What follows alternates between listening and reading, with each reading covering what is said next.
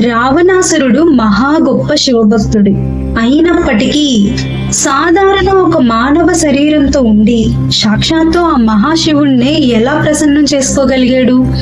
రావణాసురుడు మాత్రమే కాదు, ఇలా ఎంతో మంది ఋషులు, మునులు, యోగులు సాధారణ మానవ శరీరంతో ఉండి మాత్రమే ఆ మహాశివుణ్ణి దర్శించుకోగలిగారు.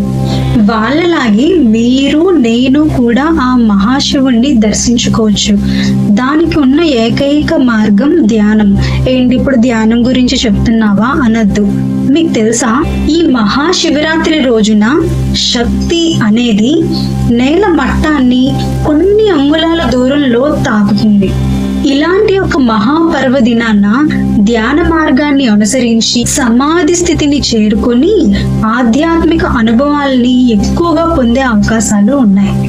గెలాక్సీలన్నింటికి అతీతంగా ఉన్నవాడే శివుడు.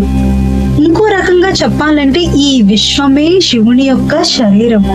ఈ అంతర్గతంగా ఉన్న ఆ ఆకాశంలో చైతన్యవంతమైన కంపనాలు జరుగుతూనే ఉంటాయి. ఈ కంపనాలన్నీ కూడా ప్రతిదీ ఒకదానితో ఇంకొకటి నెట్వర్క్ చేయబడి ఉంటుంది.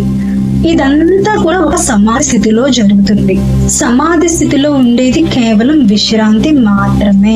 మరి అలాంటి మహాశివుడి స్వరూపాన్ని మనం కూడా చూడాలి అంటే ఉన్న ఏకైక మార్గం ధ్యానం.